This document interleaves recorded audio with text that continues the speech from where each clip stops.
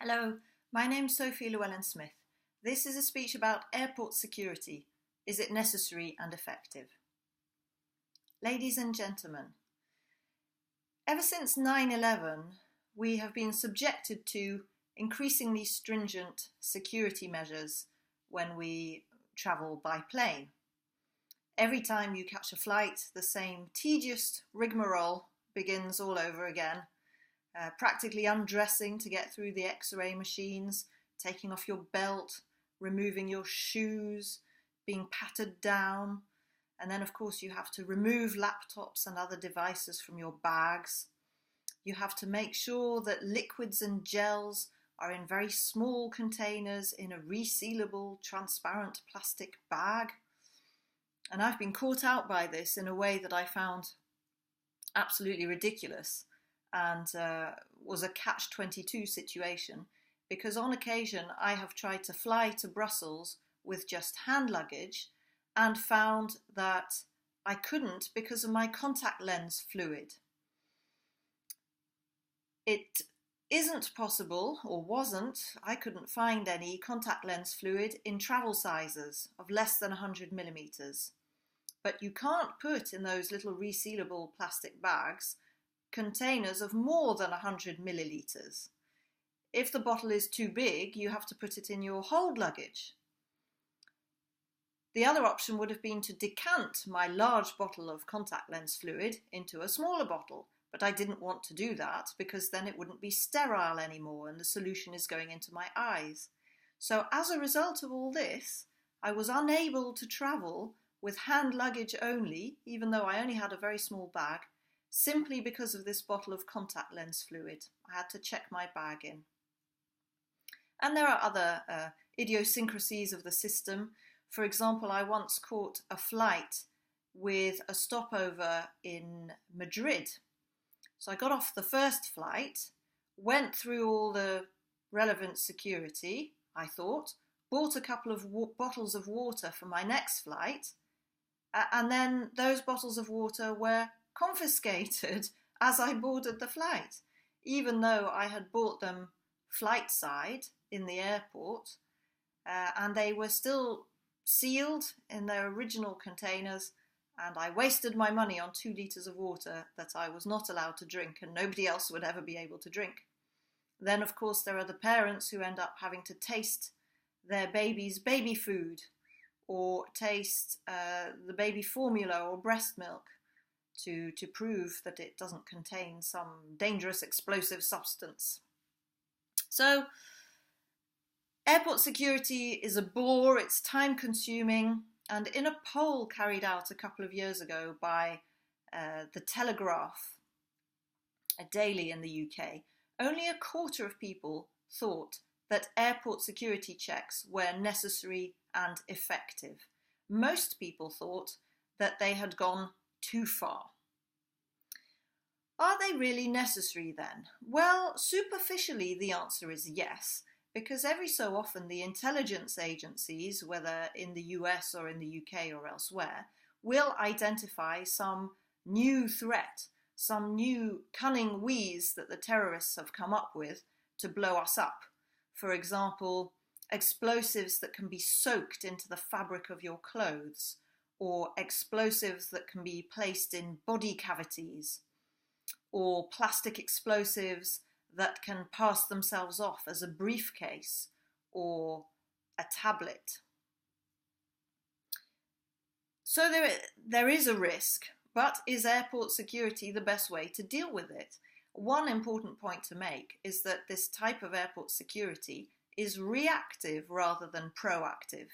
You identify that terrorists have shoe bombs, so everybody then has to take off their shoes when they go through airport security. It's a bit late. You've missed the boat because by then the terrorists will have come up with something else. And there are other reasons why airport security is unnecessary at best, ineffectual or dangerous at worst. Let me give you some of those reasons. Security measures are not consistent. This is one of my biggest bugbears. I find it absolutely ridiculous that sometimes I have got through airport security with metal nail clippers, or possibly even a small pair of scissors, certainly metal cutlery in my bag, forks and knives, because I often take lunch to work and I have my cutlery with me. And then other times the same items will be confiscated and thrown into the bin. On one memorable and irritating occasion, I flew to Greece with a pair of knitting needles in my hand luggage, obviously the yarn as well, to do some knitting, which I thought would be relaxing at the airport. I got to Greece, did some knitting while I was there, and on the way back, my knitting needles were confiscated at Thessaloniki airport. So I cannot see how we can have inconsistent security measures. Either an object is a genuine threat or it is not. But it can't be a threat in Thessaloniki airport and not in Gatwick airport.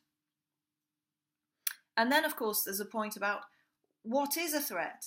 If you are a determined terrorist or a nutter, you can divert the use of so many objects on board an aircraft that it really doesn't matter whether someone has confiscated your nail clippers on the way onto the plane. You could smash a bottle in first class and use a piece of broken glass, or for all I know, the point of someone's umbrella. Another point is that airport security can actually create other forms of crime. Because the queues are so slow moving, and because everybody has to take their laptops and mobile phones out of their bags and put them separately in the plastic container that goes through the scanner, if you're a cunning thief, then there are marvellous opportunities for thievery, theft. And indeed, I have to say that my mother once had a very beautiful piece of Lalaunis gold jewellery stolen, she is convinced, by the security guard who was scanning it and searching her bags subsequently. But probably the most important point to make is that the real enemy of terrorism isn't undiscriminating checks. It's not sniffer dogs and explosive detectors and increasingly sophisticated full-body scanners that mean that the security guards can see you naked. What actually prevents terrorist attacks is good intelligence on the ground. And it should be pointed out that you don't catch terrorists at check-ins. For example, the American Transport Security Administration, the TSA, hasn't detected a single bomb at an American airport since 9/11. And by the way, none of the visible security measures to which we are subjected to nowadays when we travel would have prevented the 9/11 attack. But the whole theatre grows. It's divorced from reality in a way. It's a way for countries to be seen to be doing something. The real problem, I guess, is that these pointless security measures, pointless because apart from anything else, why would you announce to terrorists that you are applying new and more stringent security measures and tell them exactly what you're looking for? These pointless security measures lull us into a false sense of security. And we are far more at risk of dying from something else, including a plane crash. It would be more useful for us to know how to get off a burning aircraft. But as soon as the aircraft staff, the stewards and stewardesses, start going through the whole security routine about how to cope in an emergency landing and where the emergency exit lights are, and there are 2 exits, front, back, etc., everybody switches off and reads their newspaper. Thank you.